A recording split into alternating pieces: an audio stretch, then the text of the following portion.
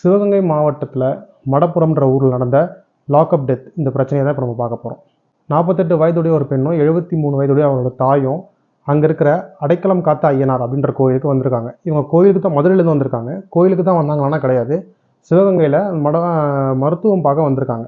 அப்படியே இந்த கோயிலுக்கு போயிடலாம் அப்படின்ற ஒரு பிளானில் இவங்க வந்திருக்கிறாங்க. இவங்க ஒரு டாக்டர், இந்த லேடி ஒரு டாக்டர். இவங்களே கார் ஓட்டிட்டு தான் வந்திருக்கிறாங்க. கோயிலுக்கு வந்துட்டு இவங்க என்ன பண்ணியிருக்கிறாங்கன்னா, இவங்க பார்க் பண்ணாமல் அங்கே இருந்த டெம்பரவரி செக்யூரிட்டிகிட்ட கொடுத்து காரை பார்க் பண்ண சொல்லியிருக்காங்க. அவர் தான் அஜித்குமார், 27 வயதுடையவர். அவர் என்ன பண்ணியிருக்காருன்னா, அவர் கார் ஓட்ட தெரியாது. அவர் இன்னொரு நபர் கிட்ட ஹெல்ப் கேட்டு அவர் அந்த காரை பார்க் பண்ணிட்டு விட்டுருக்காரு. இவங்க என்ன பண்ணியிருக்காங்கன்னா, இன்னொன்று என் தாயால் நடக்க முடியாதுன்னு சொல்லிட்டு வீல் சேர் கேட்டிருக்காங்க. வீல் சேரும் அஜித்குமார்ன்றவர் ஏற்பாடு பண்ணி கொடுத்துருக்காரு. கார் பார்க் பண்ணும்போது காரில் இவங்க என்ன இருந்ததுன்னா, 10 சவரன், 9 சவரன் இல்லை 10 சவரன், அவங்களுக்கே ஒரு கன்ஃபியூஷன் இருக்குது. தற்காலிகமாக ஒரு 10 சவரன் இருக்கும் அப்படின்ற மாதிரி தான் சொல்கிறாங்க. அந்த நகை அதில் இருந்தது.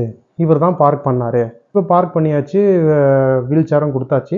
வீல் சேரை கொடுத்துட்டு இவங்க எல்லாம் முடிச்சுட்டு கோயிலுக்கு போயிட்டு எல்லாம் பிரார்த்தனையெல்லாம் முடிச்சுட்டு இவங்க கிளம்பிட்டு இருக்கிறாங்க. கிளம்புனதுக்கப்புறம் தான் இவங்க பார்த்துருக்குறாங்க காரில் இருந்த நகை மிஸ்ஸிங் அப்படின்றது. அப்போ இவங்க என்ன பண்ணியிருக்கணும்னா, மடப்புறத்தில் அந்த கோயில் இருக்கு இல்லையா, அந்த சர்க்கிளில் இருக்க போலீஸ் ஸ்டேஷனில் இவங்க கம்ப்ளைண்ட் தரல. இவங்க யாருக்கிட்டையும் ஐஏஎஸ் இவங்களுக்கு தெரியும் போல இருக்குது, ஒரு உயர் அதிகாரிகிட்ட கால் பண்ணி அவங்களோட இன்ஃப்ளூயன்ஸில் இவங்க கம்ப்ளைண்ட் ரைஸ் பண்ணியிருக்காங்க. அவர் என்ன பண்ணியிருக்காருன்னா, டேரெக்டாக ஸ்பெஷல் டீம், போலீஸில் ஸ்பெஷல் டீம் இருப்பாங்க இல்லையா, விசாரணை குழு, அவங்களுக்கு இந்த தகவலை சொன்ன உடனே அவங்க டேரெக்டாக வந்து விசாரிச்சிருக்கிறாங்க, யார் என்ன ஆச்சு, எப்போ இதாச்சுன்னு. அப்போ இந்த பெண்மணி என்ன கம்ப்ளைண்ட் கொடுக்குறாங்கன்னா, இவர் தான் காரை பார்க் பண்ணார், அப்போ இவர் தான் எடுத்துருக்கணும் அப்படின்ற மாதிரி இவங்க சொல்கிறாங்க. அவங்க சொல்கிற வீடியோவை பார்த்துருங்க. 10 பவுனில் வந்து செயின், வளையல், மோதிரம் எல்லாம் சேர்ந்து 10 பவுன் இருக்கும்.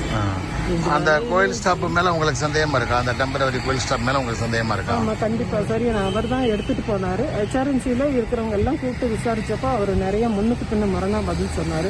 என்கிட்ட 500 ரூபாய் கேட்டு அவர் கொஞ்சம் தகராறும் பண்ணாரு. வீல் சேர் கொண்டு வந்தால 500 ரூபாய் கொடுங்க, நாங்கள் 5 ஸ்டாஃப் இருக்கோம் அப்படின்ற மாதிரி சொன்னாரு. நான் 100 ரூபாய் தான் கொடுத்தேன். இமீடியட்டா அவர் ஃப்ரெண்ட் ஒருத்தருக்கு ஃபோன் மூலியமா எனக்கு அந்த மேடம் 500 ரூபாய் கொடுத்தாங்க, உனக்கு ஜிபே நான் அனுப்பிடுவேன் அப்படின்ற தகவலும் சொல்லியிருக்காரு. அந்த ஃப்ரெண்டும் வந்து ஒரு ஒப்புதல் வாக்குமூலம் வந்து பார்த்தீங்களா. இப்போ என்ன நடக்குது அப்படின்னா, இப்போ என்ன கேள்விகள் எழுதுனா, மதுரையிலேருந்து காரை நீங்கள் தான் ஓட்டு வந்திருக்கீங்க, ஒரு கோயிலுக்கு வந்துட்டு காரை பார்க் பண்ணாமல் எதுக்கு அவர்கிட்ட கொடுத்தீங்க? ஒன்று. ரெண்டாவது, இவருக்கு கார் ஓட்ட தெரியல, அஜித்குமாருக்கு கார் ஓட்ட தெரியாமல் இவர் இன்னொருத்தோடைய ஹெல்ப்பை கேட்டு தான் காரை இது பண்ணியிருக்காரு, பார்க் பண்ணியிருக்காரு. அதுவும் இல்லாமல் அவங்க என்ன சொல்கிறாங்கன்னா, அந்த வீடியோவில் பார்த்துருப்பீங்க, 500 ரூபாய் கிட்ட தகராறு பண்ணார், வீல் சேர் கொடுத்தேன் அப்படின்றது. இதை நம்ம அப்புறம் பேசுவோம், வரேன். அது ஒரு குற்றமாக அவங்க சொல்கிறாங்க, அதனால கூட இருக்கலாம் அப்படின்ற மாதிரி வேற சொல்கிறாங்க.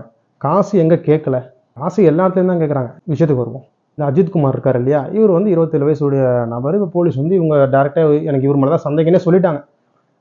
இவரை கூட்டிட்டு போகிறாங்க. இவரை விசாரிக்கும் போது நேராக வீட்டுக்கு போயிட்டு என்ன பண்ணுறாங்கன்னா, இந்த மாதிரி வீட்டில் நகை எடுறா அப்படின்ற மாதிரி டேரெக்டாக பீரோவை போய் கழிச்சு போட்டு துணியெல்லாம் தேடி பார்க்குறாங்க, நகை இல்லை.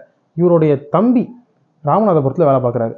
அவருக்கு இவங்க அம்மா, அஜித்குமாரோட இறந்து போன அஜித்குமாரோட அம்மா வந்து கால் பண்ணுறாங்க, இந்த மாதிரி அண்ணனை இந்த மாதிரி வந்து பிடிச்சிட்டு போயிட்டாங்கப்பா அப்படின்னு. இவர் வந்து பார்த்தா என்னன்னு போய் கேட்கும் போது இவரையும் பிடிச்சிட்டு போயிடுறாங்க விசாரணைக்கு. அவங்க தம்பி ஒரு ஸ்டேட்மெண்ட் தராரு, அது என்னன்றதை பார்த்துருங்க.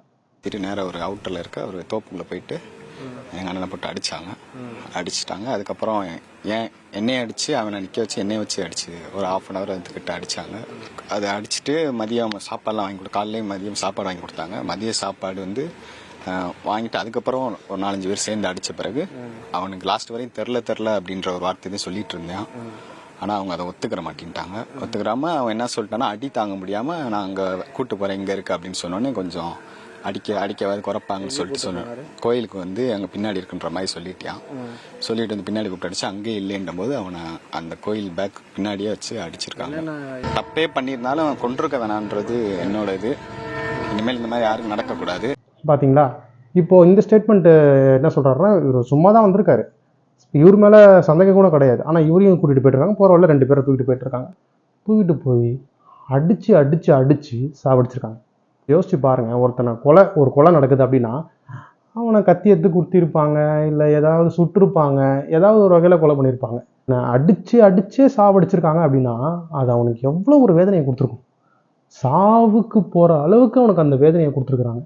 இப்போ அடித்த ஒரு வீடியோவும் ரிலீஸ் ஆயிருக்கு, நான் கிளிப்பு போடுறேன் பாருங்கள்.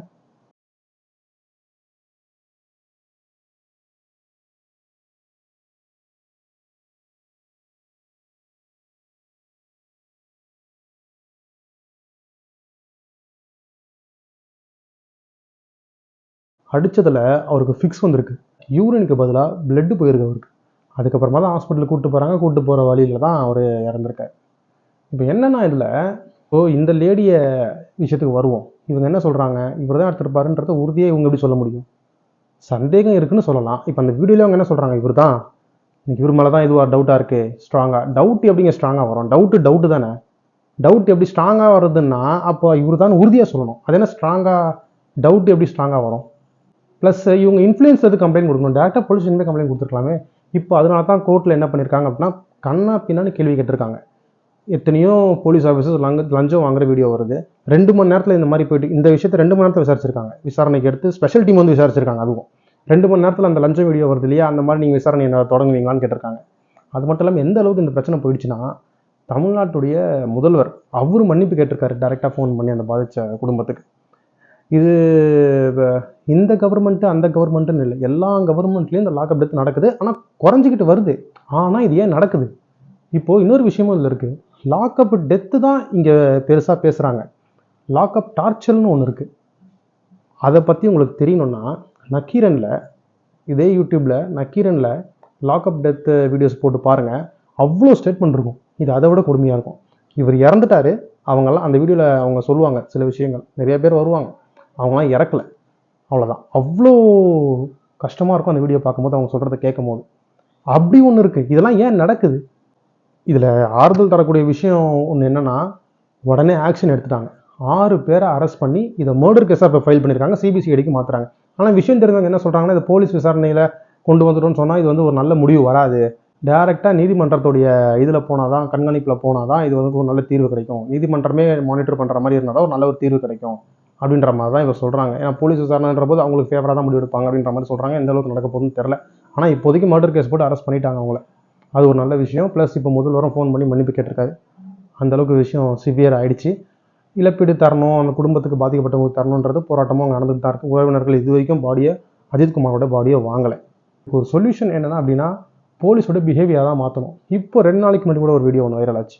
என்னென்னா, இப்போ நான் ஒருத்தர் அவருடைய பிள்ளைய ஸ்கூலுக்கு விட கூப்பிட்டு போயிருக்காரு. அப்போ வழியில் ஒரு போலீஸ் ஆஃபீஸர் நின்றுருக்காரு. கொஞ்சம் நவுருங்கன்னு இவர் சொல்லியிருக்காரு. அதுக்கு அவர் வந்து நீ எப்படி என்ன நவுருன்னு சொல்லுவேன்னு போட்டு அடிச்சிருக்காரு. நவுருங்கன்னு சொன்னதுக்கு நான் ஒரு இன்ஸ்பெக்டர் தெரியுமா அப்படின்ட்டு அடிச்சிருக்காரு. அவர் கம்ப்ளைண்ட் கொடுத்து டிசி வரைக்கும் போயிருக்காரு. அந்த வீடியோ லிங்க் வேணால் நான் உங்களுக்கு கீழே தரேன், அது வேணால் பாருங்கள். இதெல்லாம் எங்கே ஆரம்பிக்குதுன்னா, நான் யார் தெரியுமா, என்கிட்ட அதிகாரம் இருக்குது தெரியுமா, அந்த ஒரு இதில் தான் ஆரம்பிக்குது. பெரிய பெரிய அஃபிஷியல்ஸை நீங்கள் எடுத்து பாருங்கள், அவங்க இந்த மாதிரி பந்தாவாக இருப்பாங்களான்றது எனக்கு தெரில. எனக்கு தெரிஞ்சிருக்க மாட்டாங்க. கீழே இருக்கக்கூடிய ஆட்கள் தான் இதை பெருசாக பயன்படுத்துகிறாங்க. அதுவும் முக்கியமாக இந்த லாக்அப் டெத்தில் யார் இறக்குறா அப்படின்னா பேக்ரவுண்டே இல்லாதவன் தான். இவனை அடித்தா எவனும் வரமாட்டான், இவனை எவ்வளோ வேணால் அடிக்கலாம். இப்போ இதுவே விசாரணைக்கு இப்போது அந்த லேடி கை காட்டினாங்க இல்லையா, அவனுக்கு ஒரு பேக்ரவுண்ட் இருந்திருந்தா போலீஸ் கை வச்சிருப்பாங்களா? இல்லை அவங்க ஒரு அட்வொகேட்டாக இருந்ததா போலீஸ் கை வச்சிருப்பாங்களா? அவங்க குடும்பத்தில் ஒரு அரசியல்வாதி இருந்திருந்தாலோ, இல்லை அவங்க குடும்பத்தில் ஒரு கவர்மெண்ட் அதிகாரி இருந்திருந்தாலோ, அரசாங்க அதிகாரி இருந்திருந்தாலோ அவர் மேலே கை வச்சிருப்பாங்களா? லாக்அப் டெத்தில் எப்படி பேக்ரவுண்ட் இல்லாதவங்க மட்டும் எப்படி பாதிக்கப்பட்டு இறக்குறான்? பெரியார்லாம் இறப்பாங்களான்னு எனக்கு தெரில. பொள்ளாச்சி கேஸில் அதாவது தமிழ்நாடே வந்து ஆசைப்பட்டுது அவங்களுக்கு மரண தண்டனை கொடுக்கணும்னு சொல்லிட்டு. ஆனால் அவங்களாம் நல்லா தான் இருக்காங்க. எங்களுக்கு அடிப்பட்ட மாதிரிலாம் ஒன்றும் தெரில இந்த அளவுக்கு. இப்போ இந்த ஞானசேகர் இப்போது இந்த அண்ணா யூனிவர்சிட்டி கேஸில் மாட்டினாப்புல, அவருக்கும் அதே மாதிரி நல்ல வலுவான ஒரு தண்டனை வாங்கி கொடுத்துருக்குறாங்க. அந்த மாதிரி இந்த 6 பேருக்கு நல்லா தண்டனை வாங்கி கொடுத்தா மட்டும்தான் நீங்கள் எவ்வளோ காசு கொடுத்தாலும் அந்த குடும்பத்துக்கு வந்து மனசு ஆறாது. நீங்கள் இந்த மாதிரி வந்து தண்டனைகள் கொடுக்கறது மூலியமாக தான் அவங்களுக்கு மனசு திருப்தி அடையும். போன உயிர் வராது.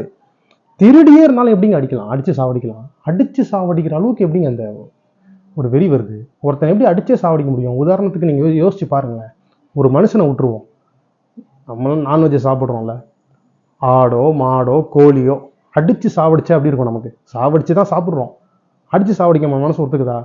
நாய் அடித்தா கூட கேட்க அமைப்பு இருக்குது பீட்டான்னு. மனுஷனை இந்த அடி அடித்து சாவடிக்கிற அளவுக்கு அந்த மனுஷனுக்கு எப்படி ஒரு தெம்பு வருது? அவனும் சக மனுஷன் தானே, அவனுக்கு தெரியாதா? அந்த வீடியோவை பார்த்தீங்களா? அடித்த வீடியோவை அடித்தே சாவடிச்சிருக்காங்கன்னா ஒன்றுமே புரியலை. இதுக்கு வந்து கண்டிப்பாக என்ன ஒரு சில பேர் என்ன சொல்கிறாங்கன்னா, இந்த மாதிரி கடைநிலை ஊழியர்களுக்கு வந்து கீழே இருக்கக்கூடிய ஊழியர்கள், ஏன்னா மேலே இருக்கிறவங்க கை வைக்க, ஒரு டிஎஸ்பியோ இன்ஸ்பெக்டர் கூட கை வைக்க மாட்டாங்கன்றாங்க.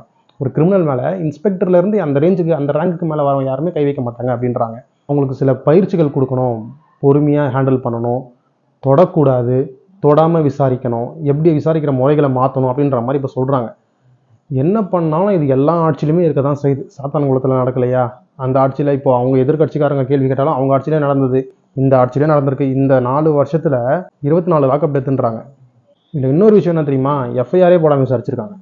எஃப்ஐஆரே போடாமல் விசாரிக்கிறதுன்றது வேற, அடிச்சே கொண்டு இருக்கிறாங்க எஃப்ஐஆரே போடாமல். அந்த அளவுக்கு விசாரணை இருந்திருக்கு. அதிகாரம் எங்கேருந்து வந்தது? இப்போதைக்கு இதுதான் அப்டேட்டு. இதுக்கப்புறம் இந்த போஸ்ட்மார்ட்டம் ரிப்போர்ட், பிரைமரி ரிப்போர்ட் தான் வந்திருக்கு. ஃபுல் ரிப்போர்ட் வரதுக்கு 1.5 மாதம் ஆகும்னு சொல்கிறாங்க. அவங்கள மர்டர் கேஸில் வந்து அரெஸ்ட் பண்ணி ஜெயிலையும் போட்டாச்சு. இதுக்கப்புறம் என்ன நடக்குதுன்றதை பார்ப்போம்.